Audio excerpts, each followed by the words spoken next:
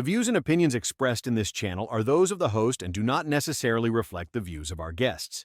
The views and the opinions of the guest do not represent nor reflect the views and opinions of the Lockoutman channel, nor its host. Our guests' opinions are their own. This channel is for educational, entertainment, and informational purposes only, and utilizes fair use materials in accordance with applicable laws.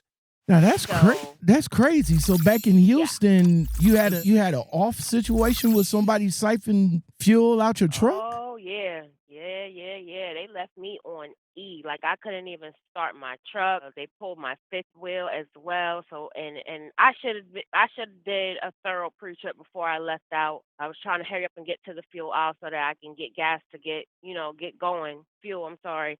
So as I'm pulling out, my whole trailer drops and everything. It was a rough situation. Oh my I God. was at a Love's on Patton Street. I forgot if it was on 45 or off 45 or something like that. But that really stuck with me. Like that's made me sleep a little differently after that situation. Before we get started, does anyone want to get out?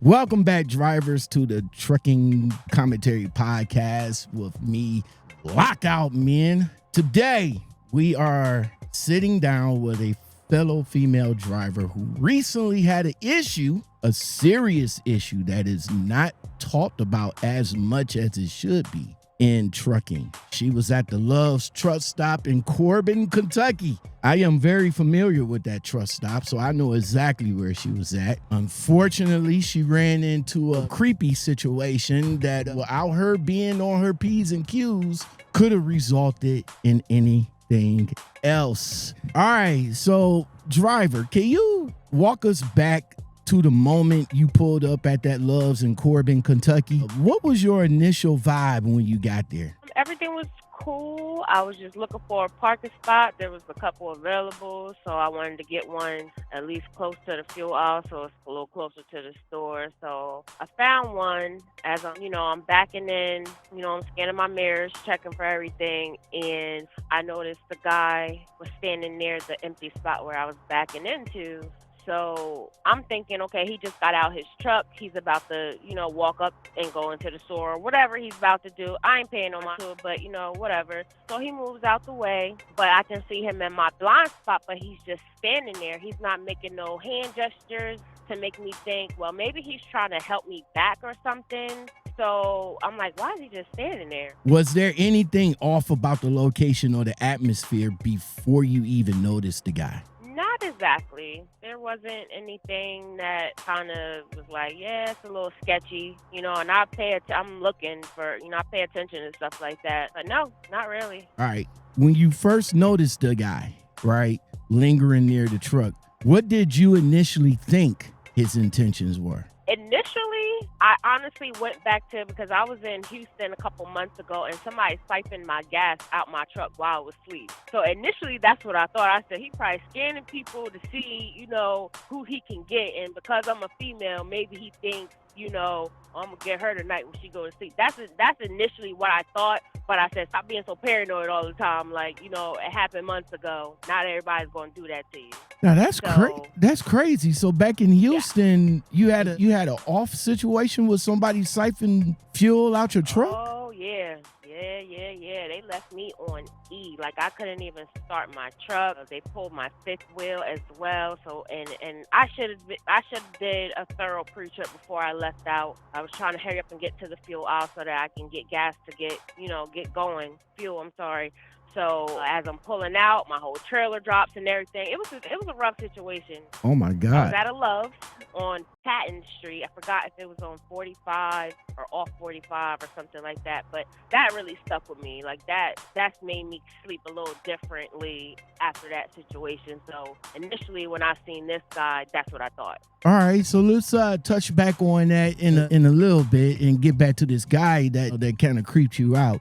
So what made you decide to start keeping your close eye on him and start taking the picture and start documenting the encounter? Well, because after, did my pre-trip and I kind of sat there, he was just lingering around where those two bobtails was in the picture. He was just lingering right there, like not really moving, just on his phone, kind of walking in circles, not doing anything. I'm like, what is he up to? You know, so after that, I got out the truck again and I started walking towards the fuel, but I walked in between a different truck so that I didn't cross paths with him.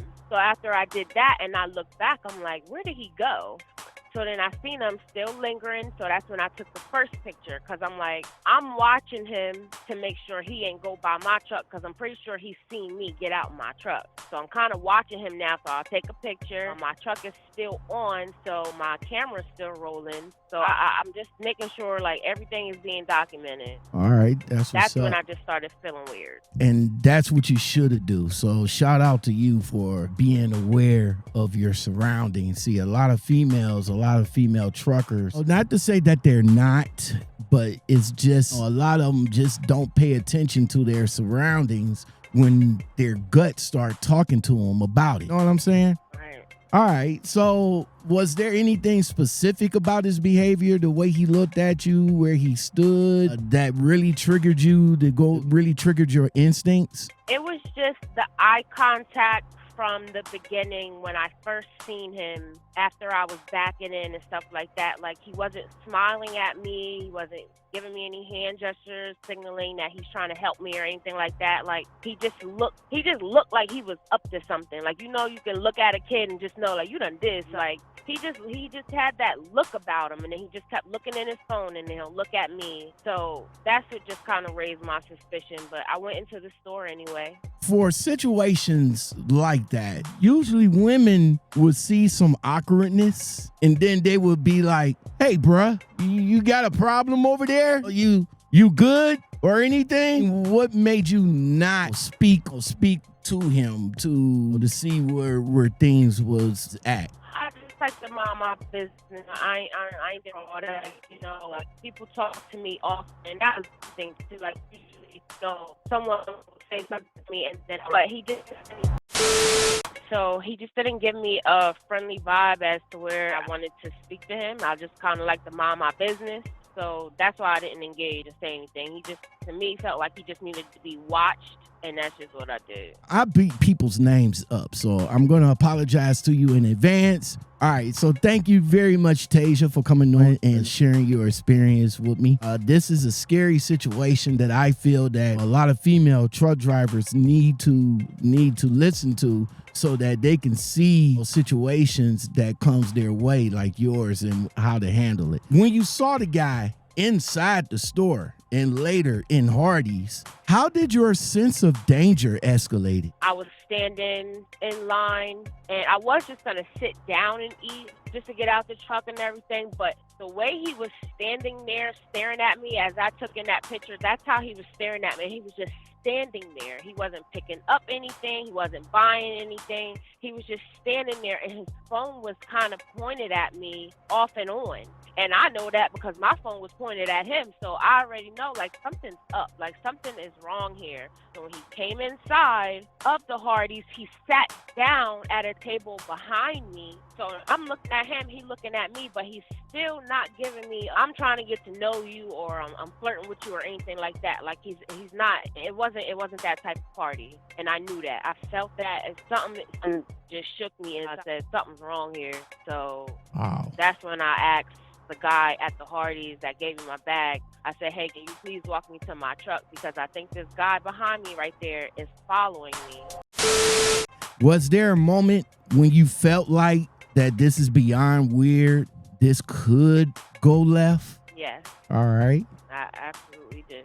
Did you try to alert any of the store employees or drivers about the situation before asking someone to walk you to your truck? No. So at that point, why did you felt not the need to let at least one of the employees know, hey, this guy's kind of creeping me out. Can you just keep a watchful eye on him or something like that? Why did you not ask? Because after the guy watched me go to my truck, I was just going to leave, I kind of felt a little better knowing that, at least somebody knows. So, yeah, it wasn't a store manager, but he works there. He made eye contact with him. He knew who I was talking about. So it's not like I didn't tell anybody. I don't know if he told anyone management-wise, but that just wasn't my thought. I just wanted to get to my truck safely. And after that, I sat in my truck to see, like, if he would come out so I could see what truck he was in, and I could take pictures of that as well. So I was kind of just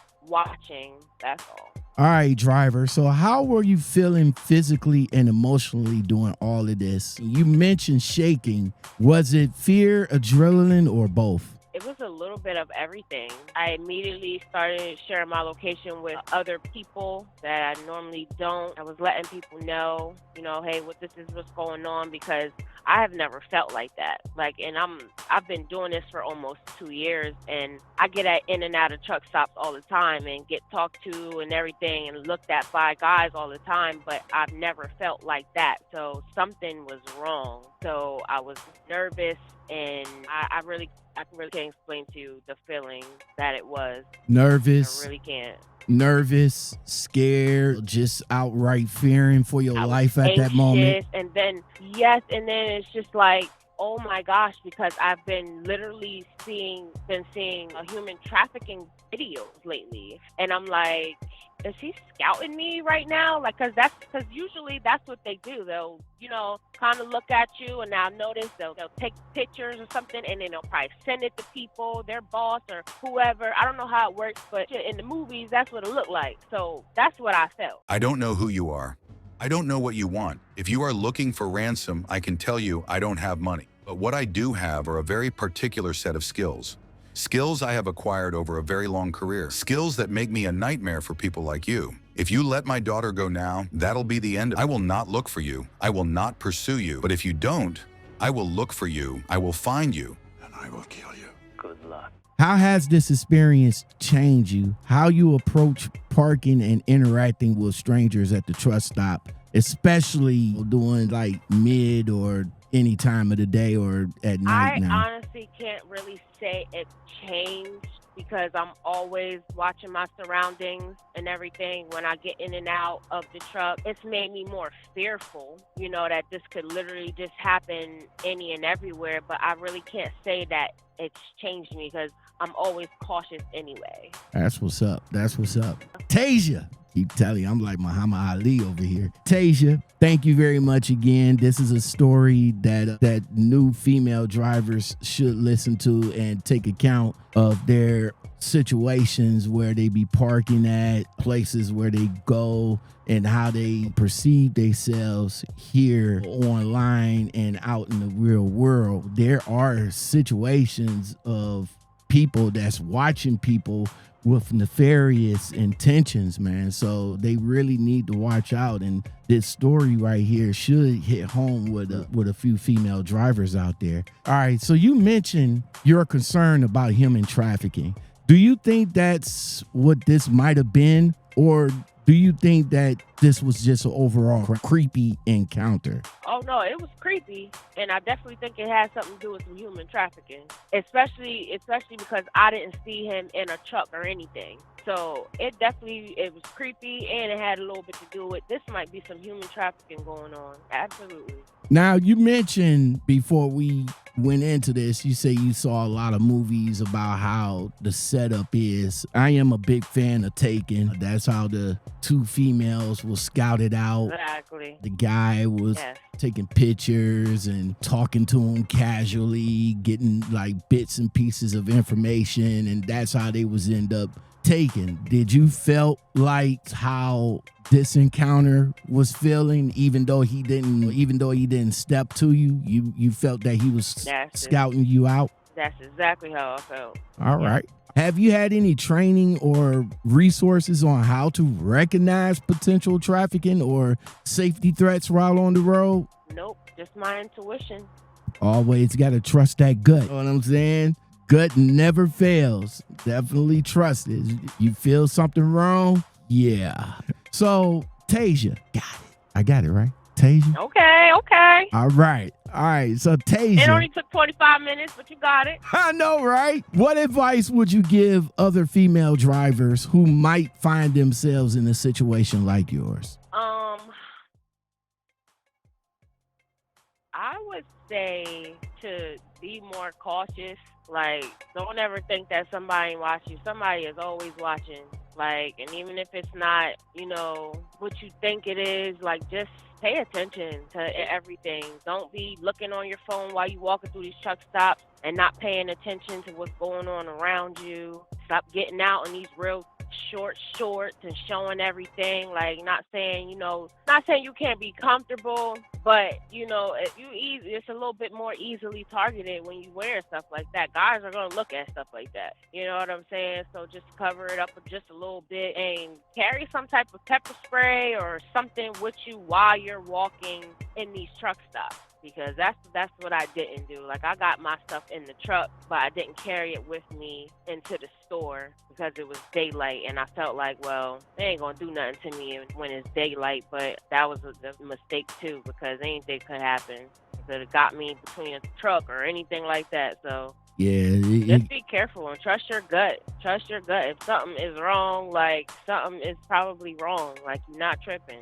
Yeah, it can happen during the day. It can happen at night. It doesn't matter when it happens. It can happen anytime. And like I said in my reaction video to your situation, if you stay ready, you never have to get ready because you'll always be ready.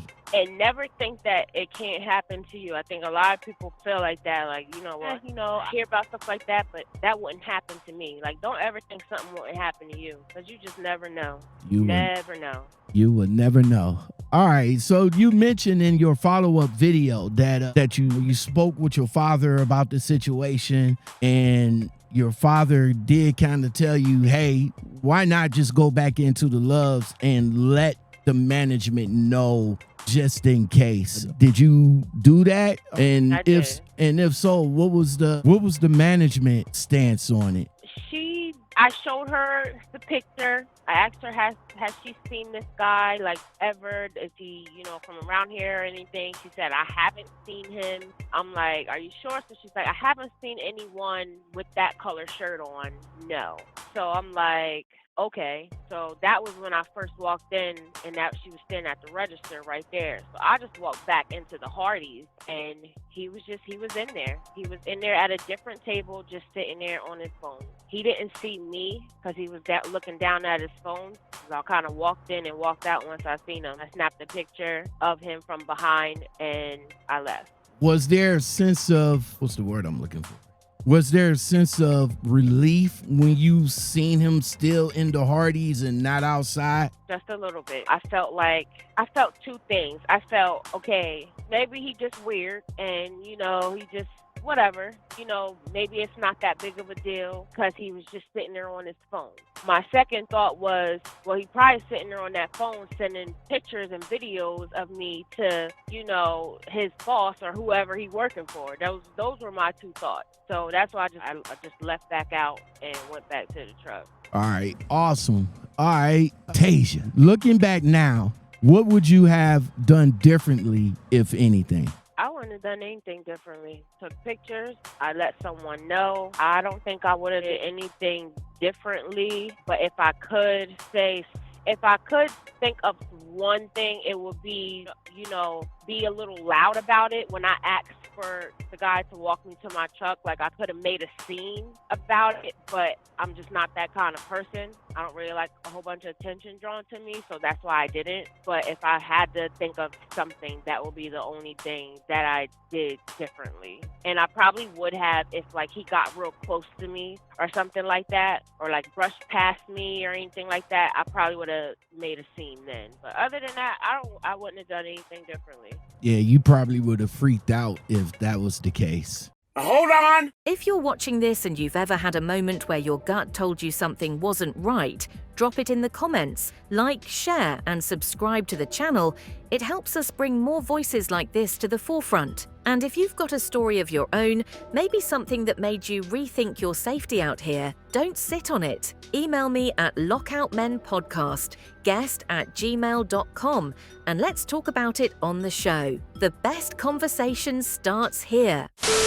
Again, driver, thank you very much for sharing your story with us. It's a cautionary tale on what these female drivers out here should look out for and the potential dangers that can be lurking around the corner. I know you have a TikTok, and that's why I found your story. What do you want the public to know, especially trucking companies, to understand the kind of fear and isolation that female drivers can feel out here? That we are always targeted, even if we not female drivers. Like, females are always targeted for, being sexually abused, human trafficking, anything like that. Care about your employees, treat them like family and not just a number. Not saying that that's what goes on at my company. Like, I'm good at my company, but just be a little bit more aware and understanding, and especially if a driver calls in and say, hey, I need to move, or this, that, and the third, I don't feel safe. Like, don't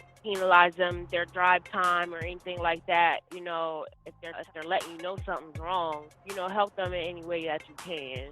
That's a good statement. Speaking of which, you told your company about the whole ordeal. What was their stance on it? I did not tell my company. Why not? I don't know. It was late. I don't know. I didn't think to call them and let them know. Like, now, had I left and needed to move, I would have called and let them know, hey, this is why I use, personal conveyance, because such and such encountered at this location.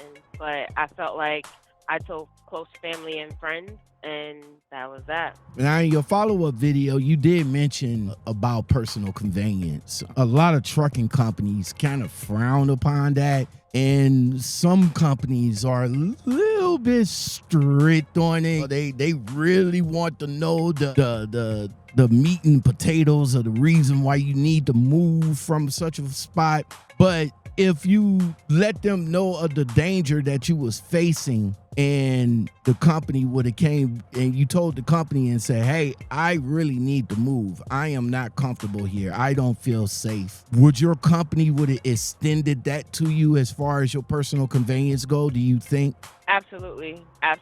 My company is someone most of them, they do treat us like family. So had I called them and said that, yeah, it wouldn't have been no issues at all. I could have done that without it being any problem.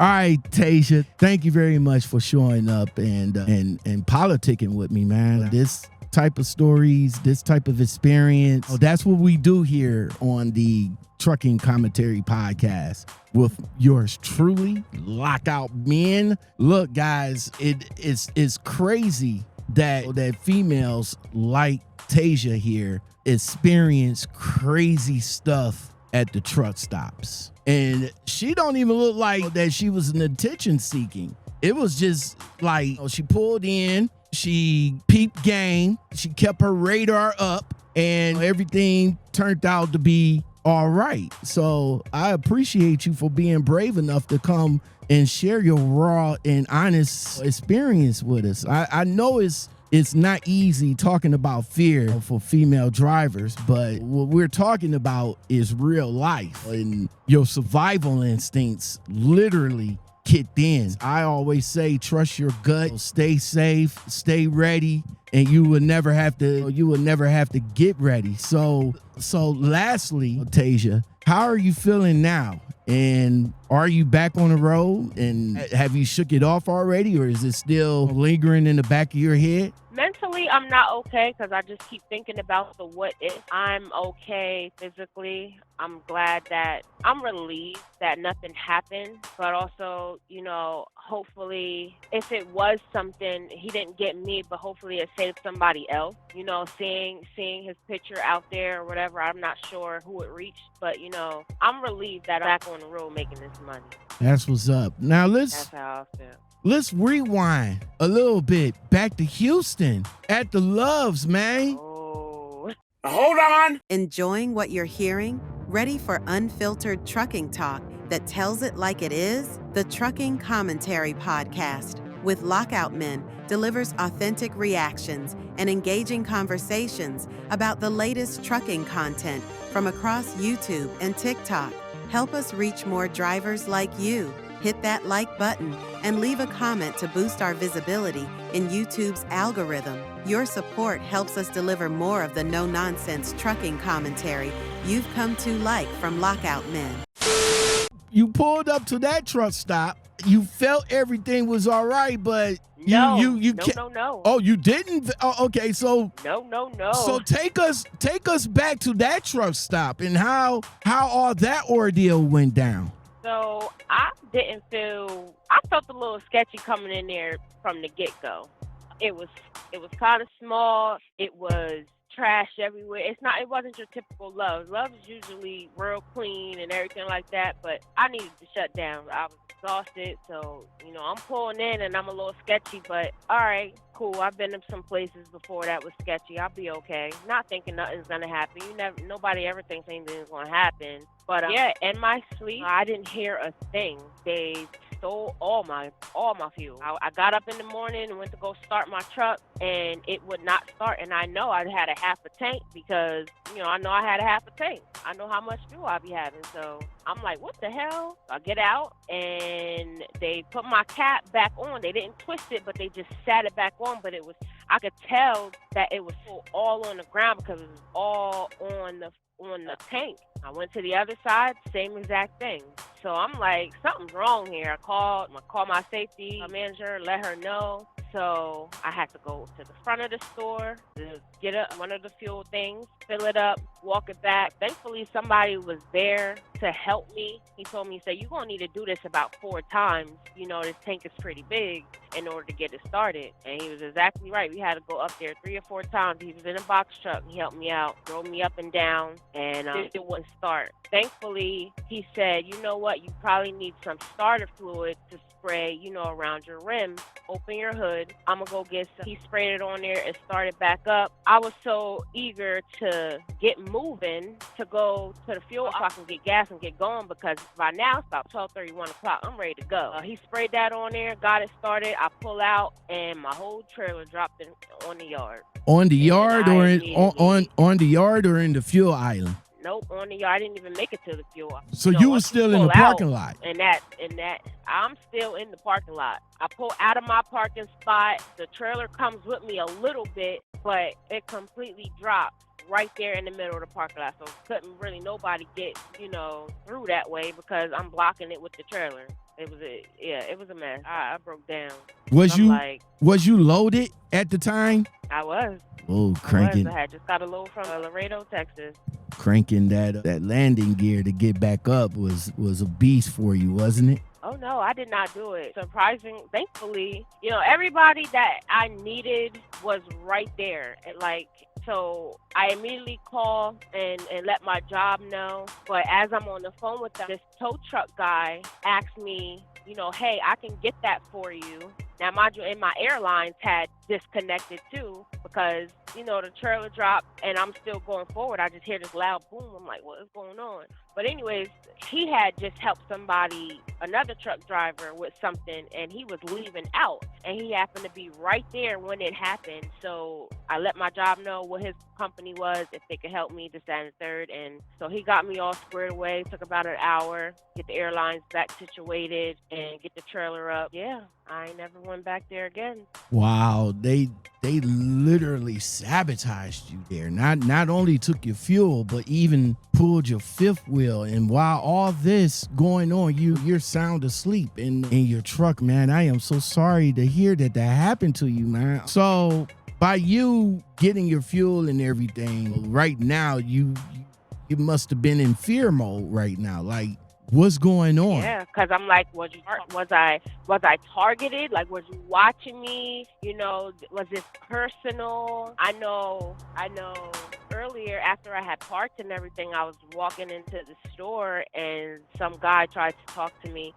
Typical. I go through that all the time, and I kind of brushed him off. I didn't want to talk to him, so I thought maybe he did it. He watched me go back to my truck. So, but I don't know. But what I do know is to my left, all the way at the back, there were a whole bunch of people. I'm not going to say what culture they were, but it was just, it was loud over there. They was playing music, and it was like a party for them over there. And I'm like, that's not normally what you see at a truck stop. Like, they were all just kind of hanging out and drinking and listening to music and stuff. So that's why I was like, yeah, let me just get in here and lock my doors and take my butt to bed and get out of here. So that was sketchy to me. I've never seen that before at a truck stop, especially at a Love. So I'm thinking maybe they had something to do with it. Anything always goes in Texas, man. I tell you. Yeah. Woo. I tell you, man. It is mad crazy in Texas.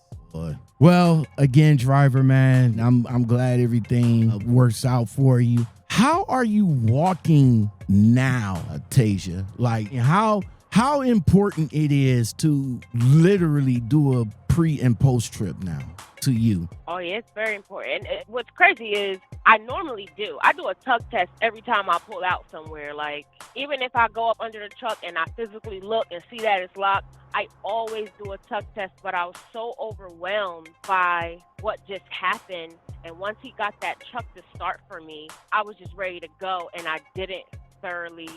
That was the one time that I did not do a thorough pre-trip, and I should have. So now, I make sure any and every time. I don't care if I stop right now and I go inside to use the bathroom and I come out 5 minutes later. I'm going to look up under there and I'm going to do a tug test every time. So